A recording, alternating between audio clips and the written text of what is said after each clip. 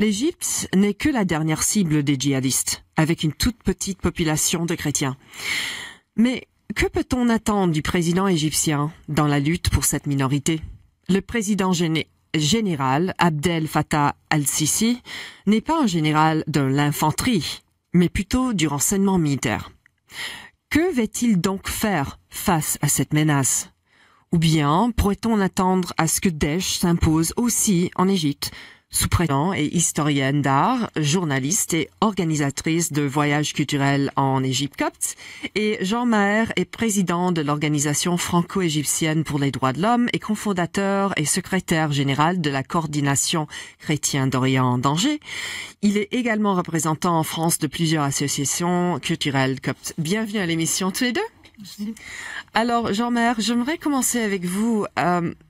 C'est le week-end de Pâques. On vient d'apprendre qu'il y avait 2 attentats contre les Coptes de l'Égypte. Est-ce que ça c'est un nouveau phénomène? Non, parce que les extrémistes islamistes, et je tiens à bien prononcer le mot extrémiste islamiste, c'est pas les musulmans, parce que les musulmans, une grande partie de leur majorité sont des gens ouverts, tolérants. Mais les fanatiques extrémistes islamistes sont des gens qui ne connaissent pas d'humanité. Et ces gens choisissent très souvent les dates, les fêtes coptes. Combien de fois? Depuis plusieurs années. C'est avant Noël, c'est le jour de l'an, c'est avant Pâques, les dimanches des Rameaux. Ils utilisent toujours du symbole. Même en Europe, en France, le 14 juillet à Nice, d'autres dates sont toujours, ils veulent toujours lier leurs attaques terroristes avec une date quelconque qui est une date qui représente un peu la fête. Ils veulent pas que les chrétiens aient la joie de fêter. Ils veulent détruire leur fête. Marie-Gabrielle Leblanc, vous amenez les gens là-bas en Égypte pour des voyages pour visiter les Coptes. Est-ce que ça fait longtemps ou est-ce que c'est un nouveau phénomène qu'on voit qu'il y ait des attentats, surtout qui sont attribués par Daesh ou même réclamés par Daesh? C'était pas Daesh, c'était les frères musulmans, mais enfin ça fait pas une grande différence quand il y a une bombe qui explose. Que ce soit la marque Daesh ou la marque Al-Qaïda ou la marque frères musulmans ou la marque salafiste, excusez-moi, mais ça revient exactement au même. Non, bien sûr. Et simplement l'Occident voulait rien voir sous Moubarak. Il y avait très souvent des pogroms contre les chrétiens en Égypte, mais on n'en parlait pas. L'Égypte à ce moment-là était bourrée de touristes. Les bateaux étaient en rang serré sur le Nil, les bateaux de croisière, et les gens ne savaient même pas qu'on massacrait des Coptes quelques kilomètres plus loin. Moubarak n'a jamais empêché ça. Je vois sur les différents forums internet, là, il y a pas mal d'internautes qui disent bah oui, il faudrait, c'était mieux Moubarak. Bon, non, pas du tout. C'est pareil. On peut pas regretter Moubarak. Bon, bien sûr, Morsi était pire que Moubarak, ça on est bien d'accord.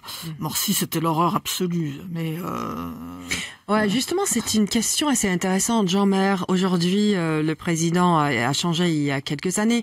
Qu'est-ce qui a changé depuis Morsi et le président actuel par rapport à la situation du terrorisme contre les Coptes? Pour reprendre ce que Gabriel a dit, une grande différence avec Moubarak déjà. Alors Morsi, n'en parlons pas.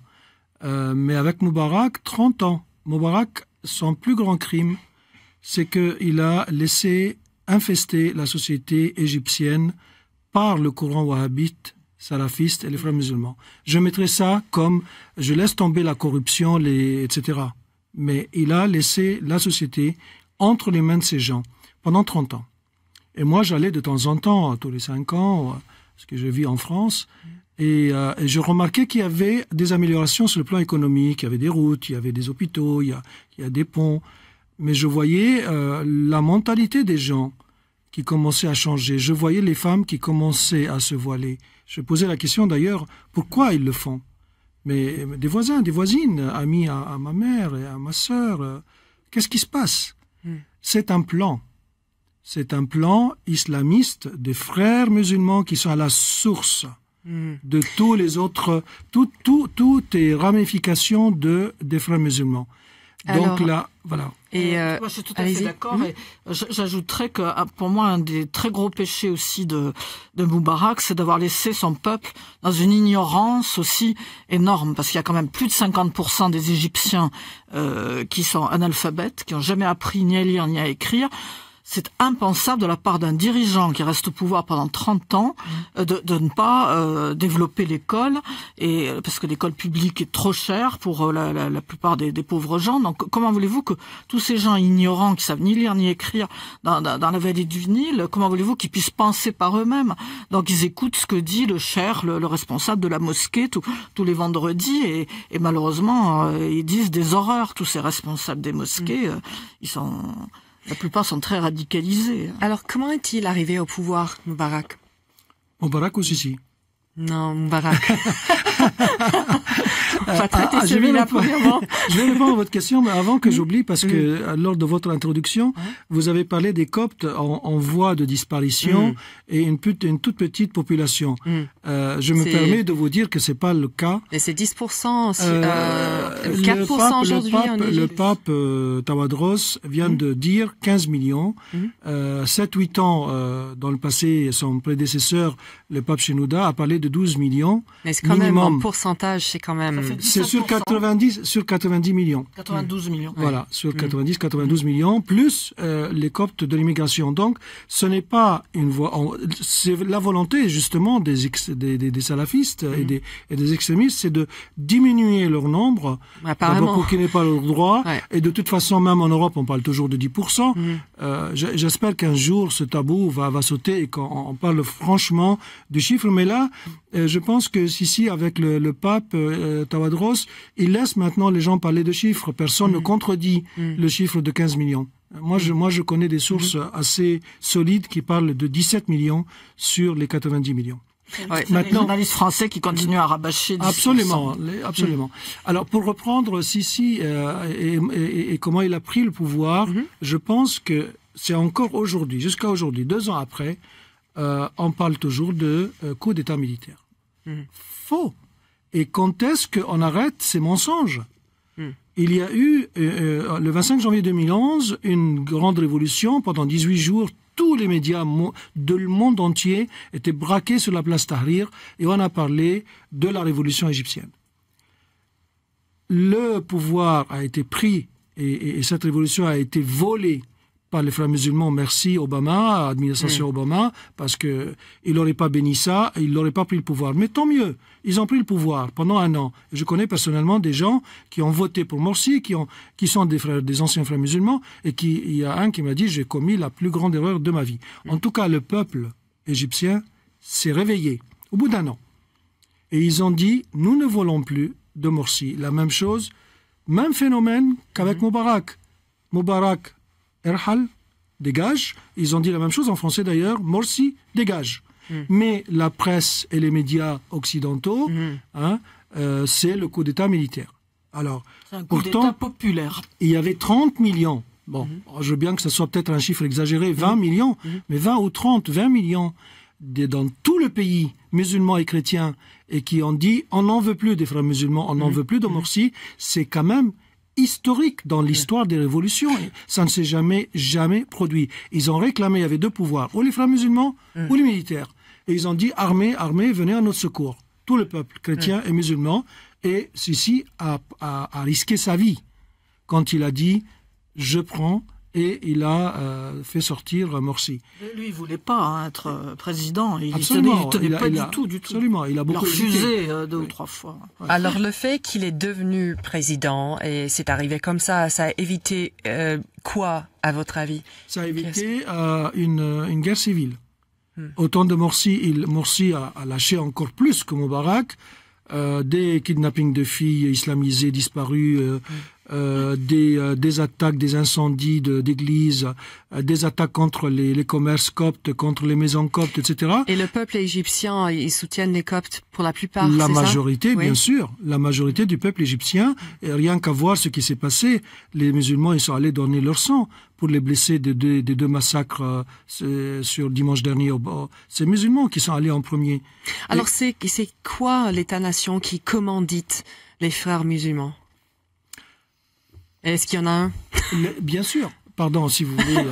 Vas-y. Bien sûr, les frères musulmans est né en Égypte. Il est né en 1928 avec Hassan el-Banna et qui était une réaction à ce qui s'est passé en Turquie en 1923. La Turquie, Kemal Atatürk a dit « Stop, c'est fini, il n'y a plus d'État islamique de califat. Le califat, c'est terminé. » Et donc, il a dit « La Turquie, c'est un État laïque. » Eh bien, la réaction est venue, quelques années plus tard, 1928, du Caire. Et ils ont dit « L'État islamique, on retourne. » Il faut l'État islamique mondial. Commence par la petite cellule familiale, le quartier, le pays, la nation, la région et le monde entier. Et ils ne changent pas. Et ils ne changeront jamais. Ce courant, qui est un courant qui croit fortement que la solution, ils font du bien pour Allah, ils font bien pour leur Dieu, à eux. Tous les musulmans ne sont pas d'accord. Et il faut qu'on envahisse le monde avec la charia et la loi islamique. Alors, pardon, j'ai juste deux mots. Qui les aide? Parce qu'ils sont. Mais c'est ça la question. Qui les aide? Aujourd'hui, qui les aide? Aujourd'hui, c'est l'Arabie Saoudite. Probablement pas le royaume, enfin le pouvoir lui-même, mais beaucoup de pétrodollars. Il suffit qu'un millionnaire ou deux millionnaires, et c'est bon. Le Qatar, surtout le Qatar, et puis Erdogan, la Turquie. Surtout la Turquie. Ça, c'est une question assez intéressante. Marie-Gabrielle Leblanc, on ne parle pas trop souvent de la Turquie en relation à ses problèmes aujourd'hui en Égypte par rapport aux attentats contre les Coptes. Est-ce que vous croyez que la Turquie joue un rôle? Ah bah aussi? Oui, on sait le rôle qu'elle joue dans la guerre de Syrie. Ça, c'est, on sait, ceux qui veulent bien s'informer. Et certainement, ils sont à la manœuvre aussi. Moi, je suis plutôt historienne d'art et spécialiste des rencontres entre les catholiques et les coptes orthodoxes. Je suis pas spécialiste de politique, mais enfin, je suis convaincu que la Turquie, enfin en tout cas, est à la manœuvre en Syrie, ça c'est clair, et certainement en Égypte aussi. Mais l'Arabie Saoudite et le Qatar, ça c'est certain.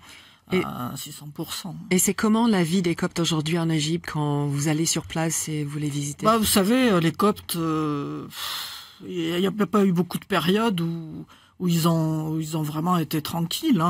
C'était mieux sous les rois au 19e siècle et puis la première moitié du 20e siècle. Mais enfin, alors il y avait des pics de persécution le 10e siècle, le 13e, ça c'était vraiment atroce, mais ça veut pas dire qu'ils étaient à égalité avec les autres le reste du temps. Il y a toujours eu de toute façon au mieux discrimination, au mieux citoyens de seconde zone, mais pas d'égalité, jamais.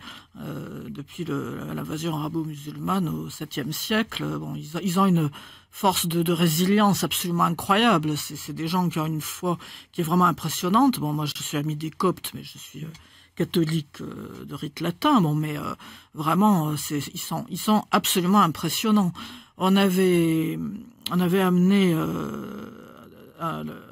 c'était un beau succès. On avait amené là en 2011, quand il y a eu un an après l'attentat contre l'église d'Alexandrie pour la nuit du 1er janvier. Là, on était allé avec un tout petit groupe de Français dans cette église avec un drapeau français pour dire aux Coptes, on est avec vous, même on n'est pas d'accord avec nos gouvernements, ils vous laissent tomber, mais il y a des Français qui vous aiment, qui pensent à vous et qui viennent là. Et on avait amené, c'était un beau succès, le gouverneur d'Alexandrie, musulman, donc on est allé le voir, et puis et il a été impressionné, ce monsieur, de voir leur foi absolument incroyable, et il nous a dit ils sont magnifiques, et c'est le titre que j'ai donné à tous les articles que j'ai écrits en rentrant. Ils sont magnifiques. Et là, tous mes amis qui sont actuellement en Égypte là pour la Semaine Sainte me disent que les églises sont encore plus bondées que d'habitude. Il y a encore plus malgré de monde. Les attentats. Ah oui. Jean-Mer, j'aimerais toucher sur ça, quelque chose que Marie-Gabrielle Leblanc a évoqué, c'est cette idée de soutien de la part des États-nations avec des racines catholiques. Est-ce qu'on fait assez? Est-ce que la France fait assez à cet égard? Les États-Unis, la Grande-Bretagne, est-ce qu'ils font assez par rapport à la diplomatie en faveur des chrétiens? Il faut exactement l'inverse de ce qu'il faut faire. Comment ça exactement? Exactement l'inverse. C'est-à-dire que il parle de choses générales, continue à traiter, même s'ils le disent moins maintenant, parce que comme il y a eu des contrats d'avions et de bateaux et des armes, etc. Avant le contrat, il y avait d'ailleurs, mais on garde toujours en disant qu'il y a un dictateur. J'entends très souvent le mot dictateur de maréchal. Il y a même quelques candidats présidentiels, je ne vais pas citer de nom, qui s'est trompé en disant général au maréchal, ça reste quand même un dictateur. C'est un mot qui n'est surtout pas à utiliser. Aucun des États, et d'ailleurs vous avez mentionné le Vatican, c'est pas le rôle du Vatican. Le Vatican, mais c'est quand même l'équivalent, il prend position, c'est sûr. Il doit prendre position, mais ce n'est pas le Vatican qui va, je dirais, changer la situation politique et le fanatisme dans la région. Alors c'est qui va faire ça? C'est aux Occidentaux. D'analyser correctement ce qui se passe. Ce qui se passe en Égypte aujourd'hui, il est extraordinaire. Et la majorité des Occidentaux ne se rendent pas compte. Il y a énormément de musulmans, des libéraux, des penseurs, même des imams, ils sont par centaines, qui commencent à s'autocritiquer. C'est-à-dire qu'ils disent, on a un problème. Et donc, il faut qu'on regarde, qu'on réforme, qu'on regarde ce qu'on écrit, qu'on regarde ce qu'on enseigne dans les écoles coraniques, qu'on voit qu'est-ce que Al-Azhar enseigne où les gens viennent pour prendre leur diplôme de théologie, ils le disent. Je n'invente rien, ce sont des musulmans qui disent ça. Il y a un deuxième avantage, c'est que c'est pour la première fois où on a un régime qui pousse dans cette direction-là. Et c'est sûr qu'il soutient les chrétiens, mais en même temps, il dit à Al-Azhar, ça fait 2 ans qu'il fait un appel en disant il faut qu'on fasse une révolution religieuse, il faut qu'on fasse du nettoyage du discours religieux, et il faut qu'on arrête l'enseignement de haine. Ça fait 2 ans. Rien n'a bougé. Parce que ce sont quand même un héritage de 14 siècles, et plus certains intérêts. Mais alors, est-ce que les Occidentaux se rendent compte? Ils le savent. Vous ne dites pas que les grands responsables de ces nations, des États-Unis, l'Angleterre, les grandes puissances, ne savent pas ce qui se passe. Ils le savent. Est-ce qu'ils pensent que c'est pas dans leur intérêt? Ils ont des intérêts économiques avec les pays du Golfe, ils font aussi des faux du milliard, etc. Mais à long terme, ils sont perdants s'ils ne saisissent pas cette occasion historique où ils amènent leur assistance pour cet avancement. Marie-Gabrielle Leblanc, est-ce que vous constatez ça aussi sur le terrain?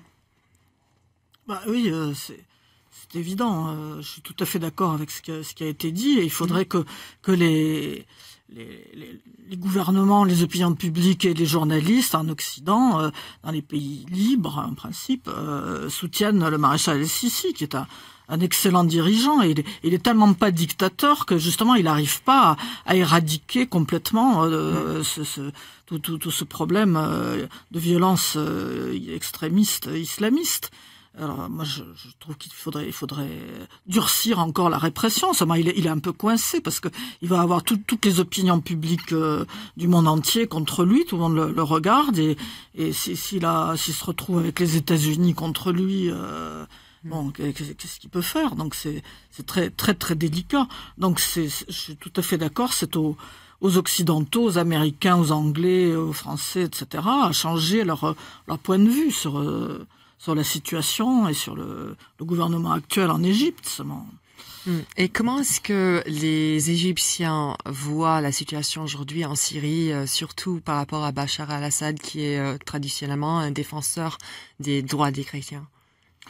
Il y a 2 courants, bien sûr. Il y a les gens qui disent que c'est un dictateur, qu'il massacre. Il y a d'autres gens qui, je pense, qui sont plus clairvoyants. Je suppose que ça doit être la majorité. En tout cas, c'est ce que je vois dans les médias, les journaux, la télé. D'ailleurs, on a fait un voyage en Irak et en Syrie avec la coordination de chrétiens d'Orient danger, et on a vu même les Syriens, les gens qui se sont jamais parlé entre eux.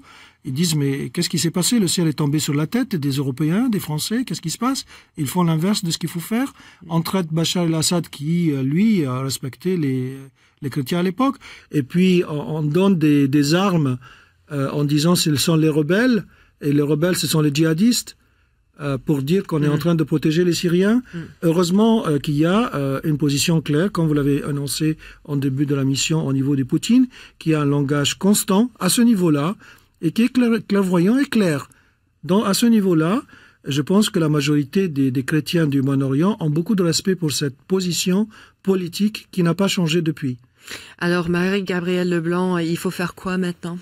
Il est impératif de soutenir le président El-Sisi. Ça, c'est un gouvernant remarquable et il faut absolument le soutenir et qui puisse réprimer d'une part les extrémistes terroristes et puis l'encourager à pousser un peu Al-Azhar à changer le discours. Mais Monsieur El Tayeb est-il sincère? Ça, c'est une grosse question. Le dirigeant le recteur de l'université Al-Azhar, ça c'est quelqu'un qui sait très bien avoir un double langage et j'ai un peu peur pour la visite du pape François en Égypte parce que c'est Monsieur El Tayeb sait très bien mentir, très très bien. Et c'est quoi son rôle très vite dans la situation? C'est l'imam reconnu dans l'islam sunnite, toute la théologie musulmane sunnite est gérée par Al-Azhar. Je pense que c'est pas une question d'homme. Je suis d'accord que El Tayeb doit bouger, mais cette institution, c'est pas une question d'homme seulement. Et El Sisi le sait. C'est une vraie citadelle. Et il faut faire peut-être un tout petit peu de nettoyage pour que ça commence à bouger. Et parmi tous les responsables des mosquées à travers le pays. Ok, Marie-Gabrielle Leblanc et Jean Maire, merci beaucoup pour votre temps aujourd'hui. Merci à vous. Et merci à vous de nous avoir rejoints dans l'émission. Vous pourrez réécouter l'émission à tout moment sur sputniknews.com ou leclashshow.com.